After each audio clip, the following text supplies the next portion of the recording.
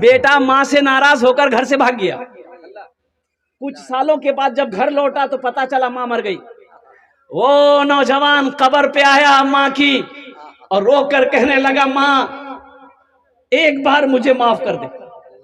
ایک بوڑھے میاں نے کہا کہ بیٹا مرنے سے پہلے تیری ماں یہی کہتی تھی کہ جب میرا بیٹا آئے نا اس سے کہہ دینا میں نے اسے معاف کر دیا. جب میرا بیٹا آئے اسے کہہ دینا میں نے اسے معاف کر دیا. نوجوانوں آج یہ 5-10 ہزار روپے بہت بڑی رقم لگ رہی ہے آپ کو، شاید آپ کو پتا نہیں ہوگا. باپ وہ ہے جو روڈ پر پسینہ بہایا، چلچلاتی دھوپ پہ پسینہ بہا بہا کر کھٹا ہے. کس کے لیے؟ اپنے لیے نہیں. باپ جانتا تھا میرے گھر میں میرا چھوٹا بیٹا ہے، اس کے دودھ کا انتظام کرنا ہے. تمہیں کیا احساس ہوگا؟ اللہ کے حبیب صلی اللہ علیہ وسلم ماں کے شکم میں ہے، باپ انتقال کیا، حضرت عبداللہ انتقال کر گئے. جب اس دنیا کے اندر میں تشریف لائے، سنو، اپنی ماں کے ساتھ میں مدینہ تشریف لے گئے. عمر 7 سال، مدینے سے واپس آ رہے مکہ اپنی ماں کے ساتھ میں. حضرت ام ایمن ساتھ میں ہے. ماں کی طبیعت خراب ہوئی حضرت آمنہ کی، اتنا بخار بخار ٹوٹنے کا نام نہیں، انتقال کر گئی. اور سنو، حضرت ام ایمن کہتی ہیں کہ جب آپ کی والدہ کو دفن کیا گیا آپ اپنی ماں کی قبر سے نہیں ہٹ رہے تھے. میں بار بار ہاتھ پکڑ کر کھینچتی تھی بیٹا گھر چل، لیکن اپنی ماں کی قبر سے ہٹتے نہیں تھے، زاروں قطار رو رہے تھے.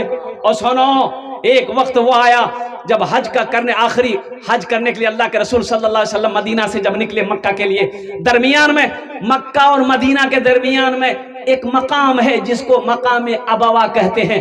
اس پہاڑی پر ماں کی قبر تھی.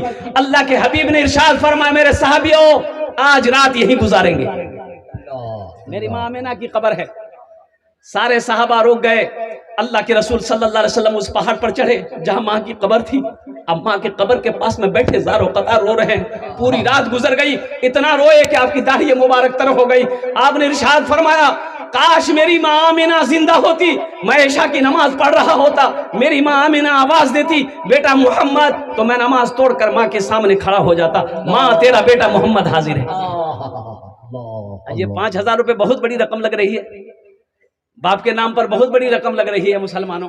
اگر ماں نہ ہوتی زمین پر نہ آتا، جو آنچل نہ ہوتا کہاں سر چھپاتا.